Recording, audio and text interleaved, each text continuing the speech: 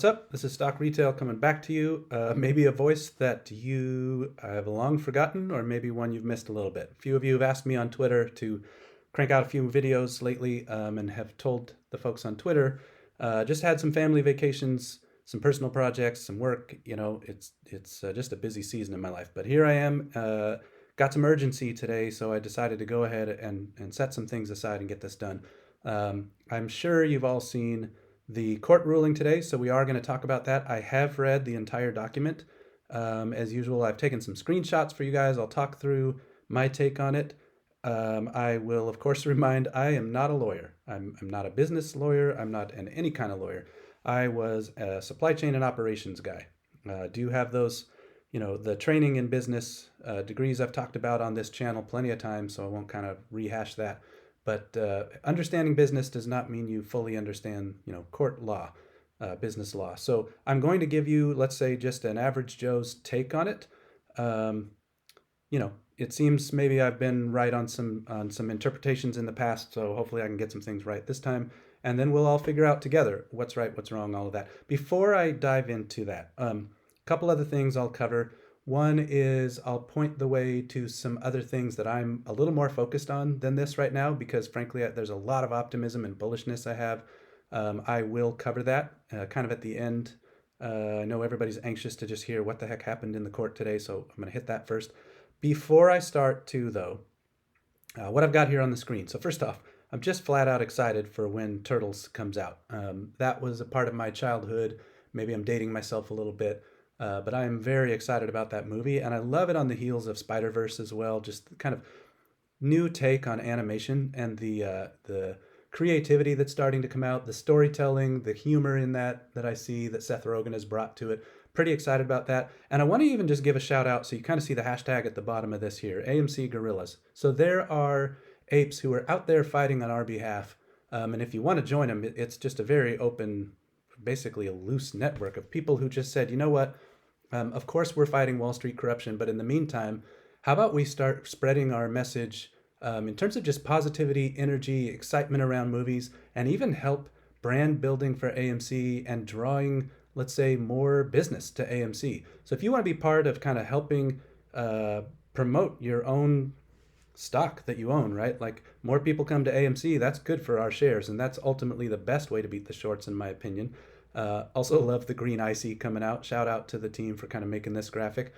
So check out AMC Gorilla sometime. It's all over Twitter. It's just people, there's no politics, there's no debate. It's just excitement around movies. An easy thing to help with, spread energy, get the word beyond apes. We all already support the company, but what if we sort of multiplied and started having more people? I think it's a great effort they're doing. So just shout out to that team and shout out to the Turtles movie that's coming up.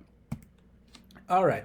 So actually, before I click forward, so what you're going to see, I have done kind of my usual way, although this is a hurry up offense, right? This thing just came out today.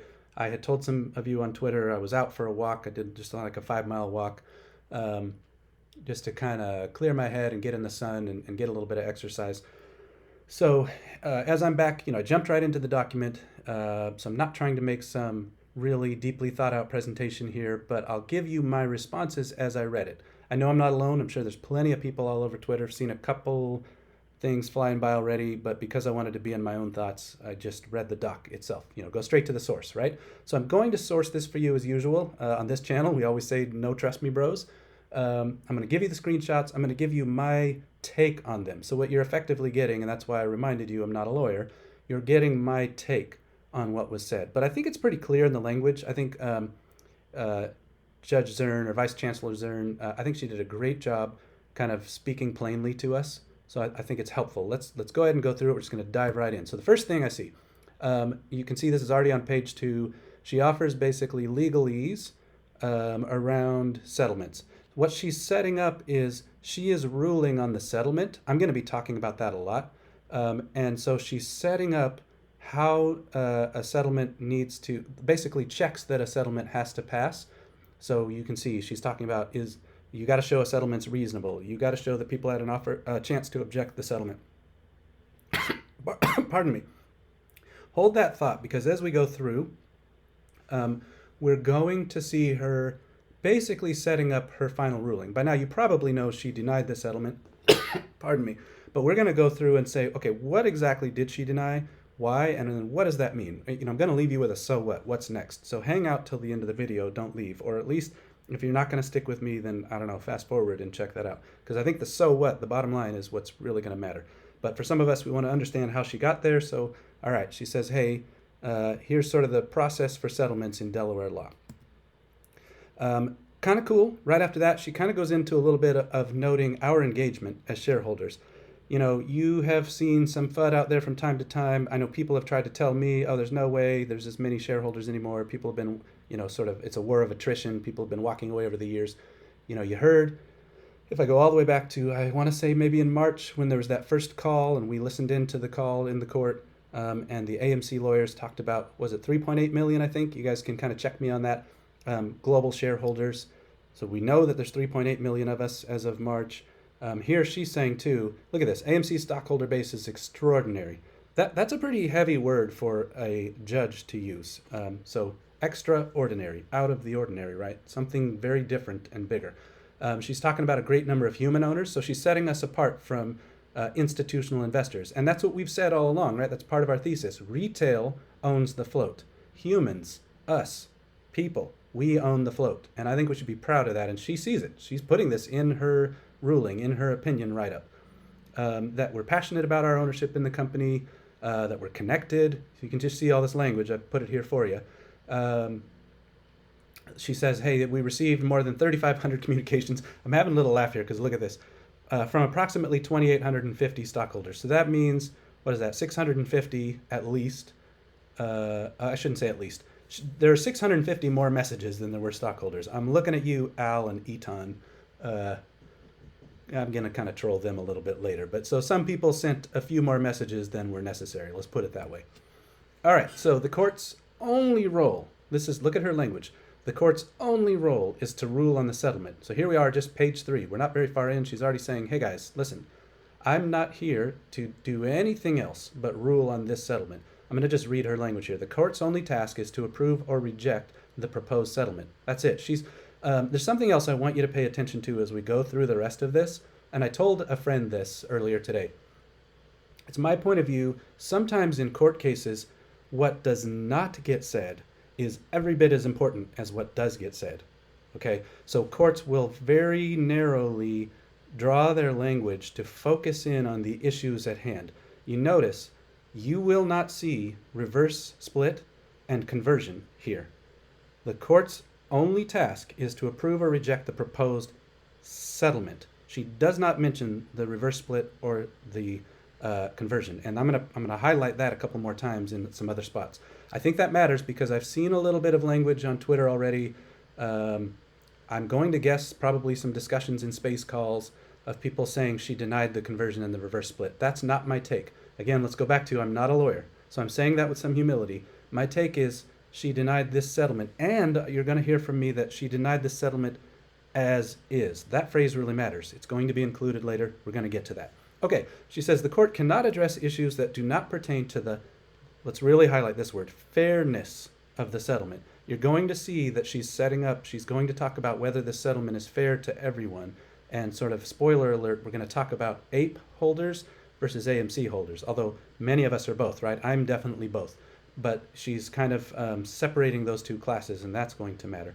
You'll see, though, it's interesting what I've not highlighted here, but let's go ahead and kind of cover it anyway. These next few lines, she saw what we were concerned about. She notes it here in her opinion.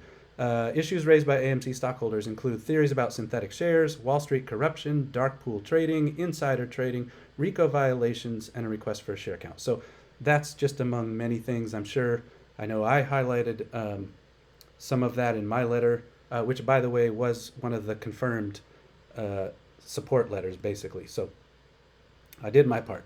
As submitted. So I mentioned a minute ago that she denied the settlement, but it's really important to see how she narrowly defines that. And I'm using that phrase narrowly defined because when a court leaves things loose, it's all up for debate. when they narrowly define something, that's actually generally good because you're clear on what's happening and there's sometimes a chance to respond to that too. So she says, just look at this last line, to cut to the chase, the settlement, she's not talking about reverse split, she's not talking about conversion, cannot be approved, but there's that clear qualifier, as submitted. That to me leaves open future discussion, and I think that's going to matter. Let's keep going. Her issue really, so now we're getting to, okay, but why did she reject it? All right, so she goes on and starts to basically support her opinion.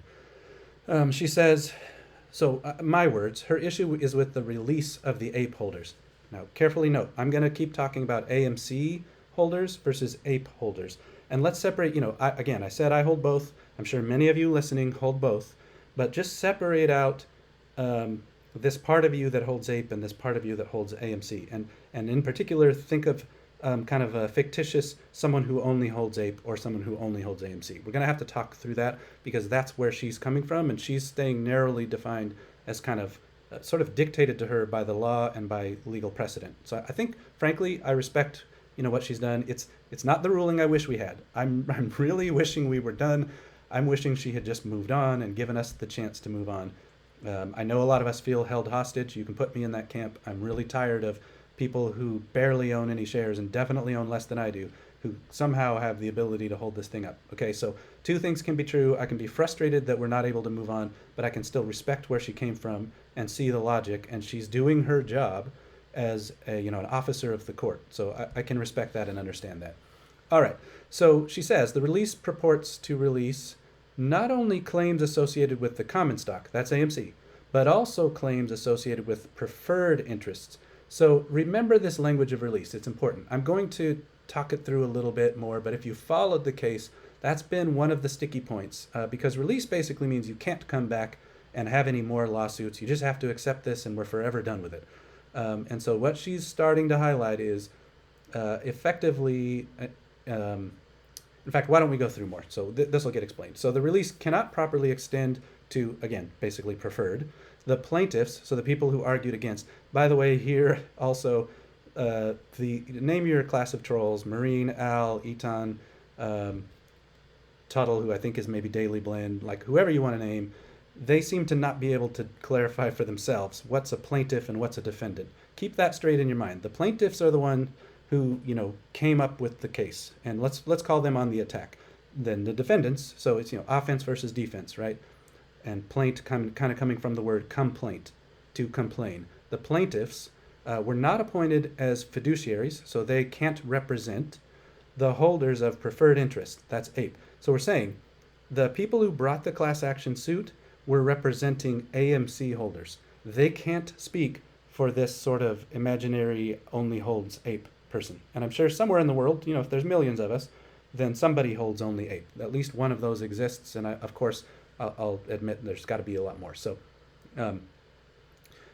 basically, they did not bring claims, now I'm kind of in the middle of this highlighting, based on preferred rights. So they didn't bring claims based on APE. Now, we're going to talk more about that. Like I said, hang with me. So at the bottom, they can agree to a release that encompasses the claims they asserted. In other words, they can say, all right, AMC shareholders are made whole. We can agree to release all future claims. But that's it. So she's narrowly defining, what they brought. Remember, this was like this AMC dividend. I've done whole videos on that. You can go find those. But it was basically saying common shareholders were harmed, so let's take care of the common shareholders. So she's going to get into making it fair for APE shareholders. And so here's the so what. I'm spelling what like that on purpose. All right, so the release, I've already said, that's letting go of future claims. You can't bring a new suit. So you're saying basically the entire class, in this case AMC shareholders, has to accept this ruling and can't bring any new lawsuits. She says, well, you can release the claims for the common shares, AMC, but not the preferreds, APE. So that's the problem with the settlement. It's releasing the claims for everyone, and she's saying, sorry, you can't do that because you didn't bring claims for APE. And she's going to go on, and we'll show that, to explain why she's recognizing it may not be fair, and she's needing to give APE holders a chance to speak up. Now, between you and me, I feel like we did, right? So most of us, again, hold both. And so I, as an ape holder, wanted this to go forward and was ready to go forward. I'll be honest, I preferred it to go forward without the settlement. I wanted her to just reject the case, what's called with prejudice, just throw the whole case out. But second choice for me was to go ahead and do the settlement. I did not object to the settlement, put it that way. And I'm an ape holder. So I would like to think, and I'll talk more about that maybe too, there are remedies to this going forward. It's just a bummer maybe that it didn't happen yet. I'm using that word yet. Let's remember the word yet. All right, so she goes on to explain it in terms of total ownership of the company. Now go back to the videos I've made on the settlement dividend itself. Just look up that. And I talked a lot about, that I had an idea of when it was not really dilutive to AMC holders, because the percent of AMC that you own when you go to sleep is the same as the percent that you wake up with when this AMC settlement dividend happens. The settlement was being paid out to you as an existing shareholder. It wasn't being sold into the market. So to me, that wasn't really dilutive to shareholders. But her case is saying, hey, and you can kind of, if you want to pause this and look, you can see her math on here and everything. She's saying, okay, but if you only owned Ape, then it is dilutive to you, is basically what she's saying. These guys over here got more AMC shares on that 1 to 7.5 post-split dividend. But you didn't get any more shares if you're an Ape holder. So now you technically own less of the company. You got diluted. And these AMC holders, they got a little bit more. So it was kind of a shift, which was why the settlement was reached. They were trying to kind of make common shareholders whole. But she's saying, sorry, if Ape holders didn't basically approve this, then you can't release their future claims to kind of come back and object to this. That's ultimately the bottom line. So TLDR, she's wanting to ensure fairness for Ape holders or hodlers. But like I said, of course, most of us are both. So you can kind of see in here, again, pause it if you want to really read her language. I'm giving you kind of the short version. But she basically says, you have to ensure this is fair for Ape holders, or I'll put my own language in. I believe she's left the door open for some mechanism for Ape holders to ourselves approve going forward with this. Now, you've heard me argue in the past. First of all, well, actually, let me hold that thought. I'm going to come back to that thought.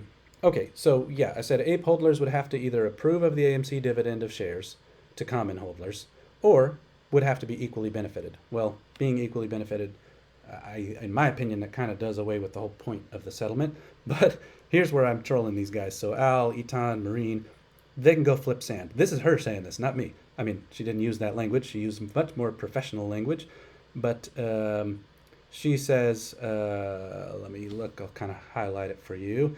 This decision, start from here. This decision nevertheless takes the additional step of ruling on the various exceptions to the Special Master's report.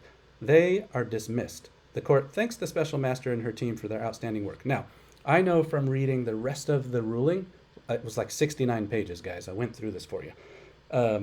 Although, I always say on this channel, don't trust me, go through it yourself. You can access it, it's out there, go check it out. Maybe I'll try to grab the link and put it in the description of the video so you can get it here too. Okay, but there's enough language in here that basically she's saying these guys are buffoons. Nothing they've said or done is going to be approved. They're all, just forget it. And you've seen that going on. Every single time they've sent stuff in, they've been denied. So yeah, I'm calling you guys out by name. I do hope you see this. I will forever remember what you tried to do to us. And it's not okay. And whether you want to believe in karma, universal justice, God, whatever, I'm maybe not tipping my hand to what I believe in, but I believe these guys have some justice coming to them, this life or the next. All right. So what follows for quite a while, so there's a whole bunch of pages I'm not showing you. That's why, again, you don't have to trust me. Go check it out. She just goes through the entire timeline of events, going really all the way back to basically early 2021. She takes through an entire walk. So if you want to just discover what she's looking at as the timeline of events, she lays all that out. Then she lays out court precedent, so kind of court history in Delaware. She talks about an Activision case. She talks about some kind of potato case, like National Spuds or Super Spuds or something funny. But she's just laying out, hey, there have been other cases that either are, or in some cases she's even saying not related to this one. here's how the rulings went on those and why she's ruling the way she is on this one. Ultimately, it all boils down to that fairness of treating APE holders and AMC holders kind of equitably. All right, so the punchline. This is her, another screen grab, and I'll just read the whole thing. So conclusion, for the foregoing reasons, so everything before this, the proposed settlement is not approved. And again, think about what she's omitted. The proposed settlement is not approved. She does not talk about reverse split. She does not talk about conversion. But you might say, well, okay, retail, but then why can't that go forward? Now, remember, because of this whole court case, there's a status quo ruling sitting over the company. Status quo meaning you got to keep it as is. So they cannot move forward until this court case is, I don't know if I'll use the right legal word here, but adjudicated, done, ruled, and so a final permission basically from the court has to be given to execute what we all voted on. That's the frustration for me ultimately, right? We voted on it. And I have argued up, down, and sideways that the common shareholders approved this. There are great apes who kind of disagree with me on that. I'm thinking of one in particular. If you're watching this, you probably know who you are because we're friends and I will always consider you a friend. We've even had almost heated debate on it. So I just want to acknowledge there are good apes who say, well, hey, yeah, as a ratio, the common shareholder voted far higher in approval than against. But in terms of the total amount of common shareholders who actually voted, some people, take issue with that. So, and she does talk about that, by the way. She's got some language in here about the fact that it's, so heavily retail owned and kind of history on lots of companies in terms of retail actually showing up for the vote. So also, guys, if you want to avoid this stuff in the future, you need to vote. Now, I know that some of you had problems with your brokers, in particular, if you were in Europe, I think there were a lot of problems. But if you're in the US and to a lesser degree Canada, because I know some Canadian apes had problems too, but if you're mostly in the US or Canada and you didn't vote, part of this going on, I'm sorry to tell you, but it's on you. If it had we voted with higher representation, this case would not happen. I promise you that. You can go read her ruling and you can see that what I'm saying is fact. So in the future, let's take it on ourselves to not have this happen again. Vote, vote, vote, vote, vote, vote. And Adam said it over and over, so don't blame him. I saw him tweeting, I saw him talking at, all the movie, hostings that he did. He was begging us to vote. They put in bold on the proxy statement, bold, and I think it was all caps or something. They were telling us to vote. And I think I see, they knew that obviously they were open to this risk. My words, not theirs, but they definitely asked us to vote. And it's clear in her ruling, had we voted in terms of higher representation, then this could have probably gone forward. But nonetheless, that was a bit of a ramble. My point of view is common shareholders overwhelmingly approved this, especially at ratios. It's almost 3-1, for versus against. But I just wanted to acknowledge sort of the disagreement with me and where some people are coming from on that, and that I do respect, some of the folks on that. not the owls and etons and marines. I don't respect them. But there are some other apes I respect who do disagree with me, and that's okay. There's millions of us. We're going to have some disagreements. All right, personal thoughts. First of all, I guess I already talked about this. I think it's odd that she didn't really discuss the common share vote kind of in isolation, because if the whole case, and this was my letter to her too, was if the whole case was kind of hinging on this idea that common shareholders were going to be harmed, but if common shareholders approved this move, the conversion and reverse split, then that's a moot point. Like, forget it. Or if you've watched Friends, it's a moo point. It's like a cow's opinion. So anyway, hopefully you get that. All right, so the bottom line, though, is she's saying the class of common shareholders can't release claims on behalf of the class of preferred shareholders. She's seeing two distinct classes, and she's not wrong. In theory, if anybody holds only APE, then that's a distinct class.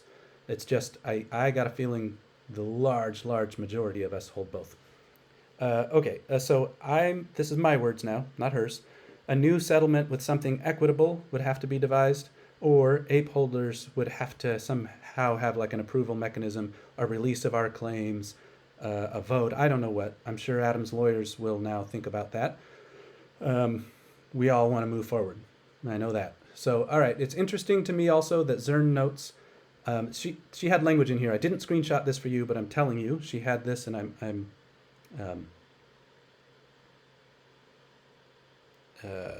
actually the quotes, that's not her quote. So anyway, she sorry. Hung up and I don't want to restart the video. That's okay. I've said before, I'm not a pro here. I'm just talking to you and a guy sharing his thoughts.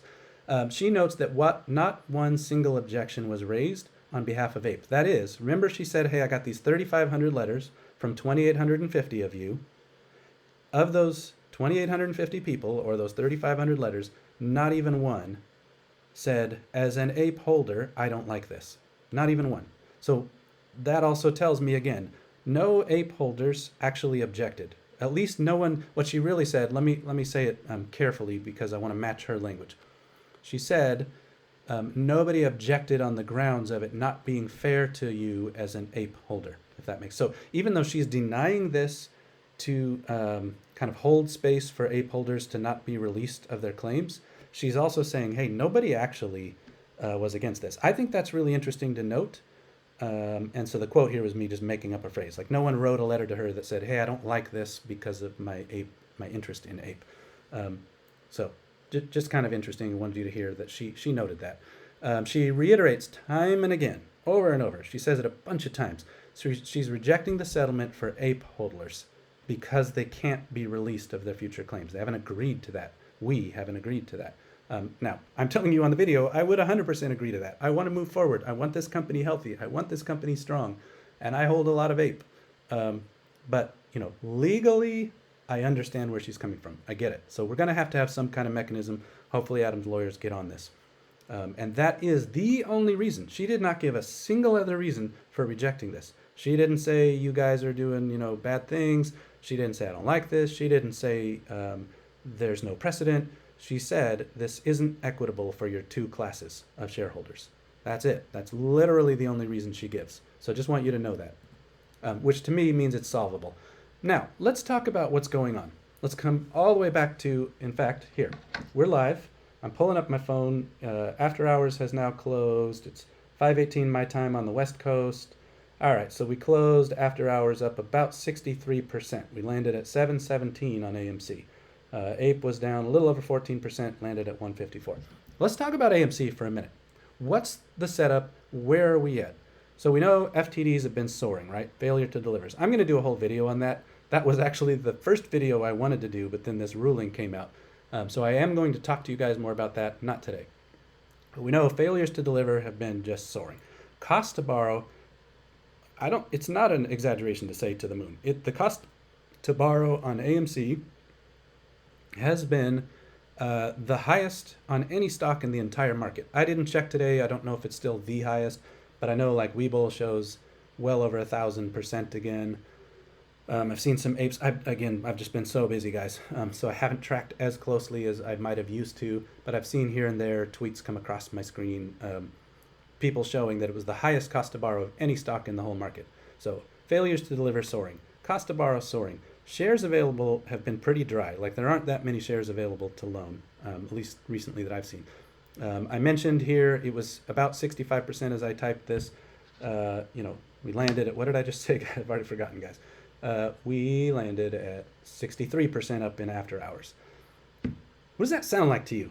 High FTDs, insanely high cost to borrow, not many shares on loan, and a huge jump in a stock. Ring any bells? Kind of sounds like January and June of 21 to me. That starts to get interesting, right? Now, again, if you hold both, you kind of see where I'm going with this. That sounds squeezy. That sounds very squeezy. So what happens on Monday? And guys, we're talking a lot of what if, and in fact, hopium alert. It's all red. It's huge letters. Hopium alert. I am not saying anything's happening. I am saying what if. So we already see that AMC may run. We know that cost to borrow is through the roof. We know these failure to delivers are through the roof and some settlement's going to happen. What if some shorts are squeezed next week? I don't know. I'm not saying that's happening. I'm not saying that's happening. I'm not saying that's happening. This is not a channel that gives you hopium, but I am admitting this is on my mind, okay? That's all I'm saying. I'm admitting this is on my mind. As I went for this walk and as I watched this stock tick, I thought, that is the set of facts. Go back. FTDs have been soaring, cost to borrows to the moon, there's not that many shares available, and whoa, the stock is running. Who knows? Maybe it's weird on pre-market on Monday and things settle back. I don't know. After hours lately for AMC and some other stocks has not always been all that predictive. So let's just see what happens Monday. Let's relax and enjoy the weekend. But there is a scenario. Say it runs and some shorts finally are like, this is killing me. My cost to borrow, the challenge of chasing down more shares, the fact that I'm being challenged to settle. That's not just shorts, right? Now we're talking brokers and wholesalers and all that. But I'm being challenged to settle some trades and clean this up, and I've got to go find shares on the market, which, by the way, would be more upward pressure again. I believe, there's that word believe, and I will have a future video about this. I believe Q2 was profitable. So what happens if we start running, and here we are only a couple of weeks away from earnings, and so AMC runs, some shorts are squeezed, that makes it run even more. Say AMC announces profits, that makes it run even more. More shorts are squeezed, that makes it run even more. Hopium alert, but that sounds like a squeeze to me. And then what if the case is finally resolved? Now conversion happens at a pretty high price. AMC gets debt-free, we run again. We get to some sort of dividend eventually. Geez. Okay, so now let's like calm ourselves down. You know, people say, I don't usually talk like this, but I'm going to say it. So people talk about, oh, my tits are jacked. Like, okay, I can cut diamonds, whatever. Like, let's relax them. Relax the tits, guys. So there is, all I'm admitting is there's a scenario out there where we could be entering a squeeze. I am not predicting it. That's for the hopium channels. That's for the clickbait channels. Somebody teased me recently, like, bro, you haven't made a video for 4 weeks. So I hope you see I'm not out there searching for clickbait. But I'm admitting to you, this was on my mind. As we ran in after hours today, this was exactly what's on my mind. And the reason I bring it up, let's bring it all the way back to a little bit of logic now for a minute. I am bummed that we didn't get approval, right? I want to move on. And I hold a lot of APE. I don't love that after hours dip on APE. And what does it mean next week? But I'm willing to wait. I've got AMC shares. I've got AMC options. Calls only. I'm only long. I do not hedge myself typically. I don't recommend that. It's a very aggressive position, but I don't know, I'm being transparent with you. There's a chance this thing gets staggered, I guess is what I'm saying.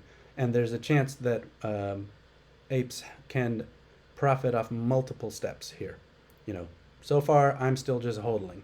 But there is some kind of stepped approach out there that I see that could happen. Boy, a lot would have to come together, right? So the odds I'm not saying are high, but it's better than a zero chance. Let's put it that way. So interesting. Let's think it through. Hopefully I've given you enough hopium alerts. No one accuses me of saying this is going to happen. And no price points, no dates. I always say that, right? Okay, so bottom line, also kind of a nod to videos I'll try to make real soon. I already told you, I believe Q2 was profitable. I'm going to give you a deep dive on that soon, and I'll show you why I believe that and what my numbers are and all of that, how I get to that, what my assumptions are. I believe, boy, guys, have you seen Sound of Freedom, Barbie, Oppenheimer are absolutely crushing it, just crushing it. And then what's more, we've had Indy, Mission Impossible, Elemental has shown just really great legs. It's holding up. Transformers held up, maybe a little bit better in terms of its carryover into this quarter than some expected.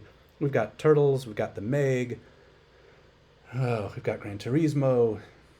I don't remember. I don't have the list of movies in front of me, and I've been so busy I don't have it as well memorized right now. But there's a lot more big movies still coming. I can tell you with almost certainty we're going to beat the same quarter from last year. When we came into the quarter, I think I forecasted like a 15-ish% beat of last year's same quarter at the domestic box office. Now I'm well above that, just because I'll be honest and I'll kind of tip my hand to when I make a Q3, Q4 outlook video. I was careful not to overbuy the hype on Barbie and Oppenheimer, but based on the way the opening weekend is looking, I think the hype was real. Like, those are going to hit some numbers that even I didn't have. So that's just awesome. Movies are rocking. This weekend looks amazing. I think we're going to hit, well, I shouldn't say I think we're going to. We've got a great shot at hitting $300 million at the domestic box office. I got to look back. I don't even think that's ever happened post-COVID. That might be a first post-COVID. And I want to say it's only like maybe the 5th time ever in all of history that we'd have a $300 million weekend. So movies are just rocking it. I believe that Apes are going to win. I've always believed that. There's a reason I've been here as long as I have. You don't stay in this hard of a fight if you don't still believe you're going to win. And boy, do I believe it. I believe shorts haven't covered. I hope you saw earlier this week there were some folks on Twitter sharing. I think according to iBorrowDesk, the average age of shorts was like 155 days. That was a few days ago. Now, if you were to take out shorts that are, say, only a week old, and day trading shorts and some of those things, that really means there's some shorts out there that are, think about this, that are pre-January 2021. And I believe there's still a lot of them. Now, we're talking shorts at $1 and $2 and $3, right? So if we're done with $1 and $2 and $3 levels, those guys are stuck, which is the whole thesis, right? I can hold longer than they can. So I still believe in the thesis. I used to tweet that all the time. I believe in the thesis, I believe in the data, I believe in the apes, so I hold. And I'm still there, guys. That's literally where I am right now. I don't even care about this court case. All the data is still there for me on what's happening. Then lastly, just some other topics I mentioned. FTDs, I'm going to do a Q3, Q4 outlook for you, and a Q2 forecast deep dive, kind of a pre-earnings report. Those will be like 3 different videos, I think. I will try to crank those out a little faster and not make you wait a month again. I can't wait a month anyway because Q2 earnings is coming. And frankly, a little bit for even just, I don't know, proving my game, I want to put that out before the earnings. So if I claim I got it right, you can't just say, I fudged it or something. So we'll have some fun with that. Things are going awesome. That's where I'm focused. And, as I always say, let's go.